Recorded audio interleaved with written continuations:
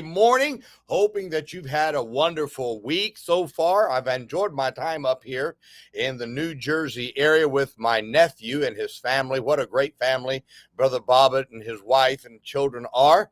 And I'm doing a great work up here in the New Jersey area. Not always the easiest area in the world, but somebody's got to go there and try to reach people. And these are great people up in this area. Looking forward to getting back home and being with the church back home tonight with the services and the Bible study again on the book of Genesis. Now, church, let's be faithful and let's have a great time on Wednesday night church.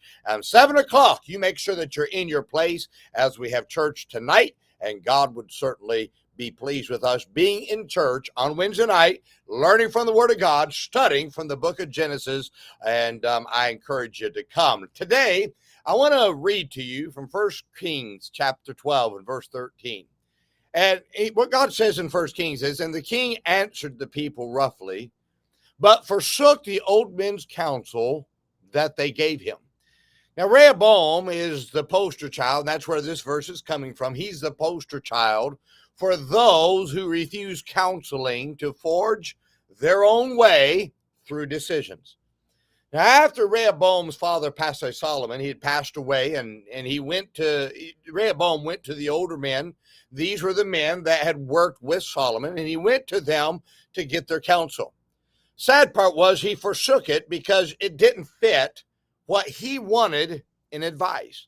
Instead, he went to men who were not wise enough to give him advice and followed their error-ridden counsel, which resulted in him losing the kingdom.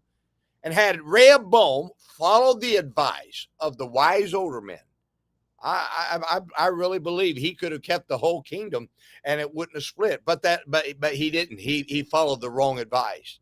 Now, sadly, there are many believers who try to forge their own way with their decisions, only to have to clean up a mess, ones that could have been averted had they gotten the advice about what to do and if they'd followed that advice.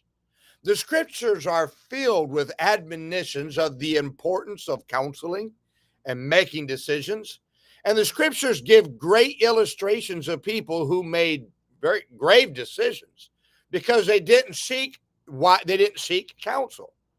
I have found in my life, and as I've counseled people and through the scriptures, I have found 5 grave mistakes that people make concerning counsel that must be avoided if you don't want to make bad and disastrous decisions and mistakes yourself. Let me share these with you.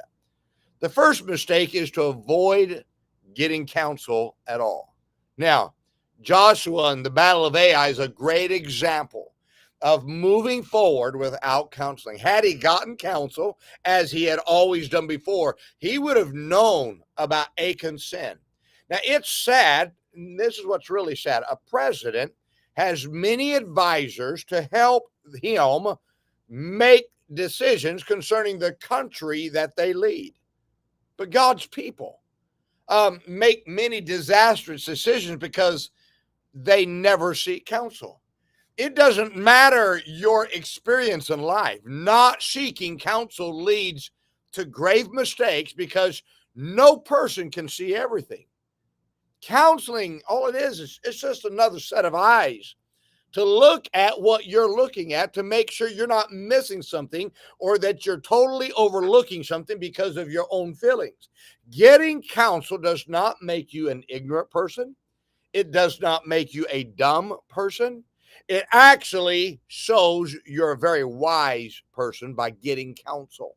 Wise people know to get counsel. Second, the mistake people often make is they forsake the counsel of older people. So we live in days when many throw the past generations out because the people think the younger generation thinks, oh, they're antiquated. They don't understand the present times. So my friend, the past generation may not be up on present technology, but they do have wisdom that could help you if you would not forsake them. A person who never seeks the advice of the older generation is headed down the road of heartache.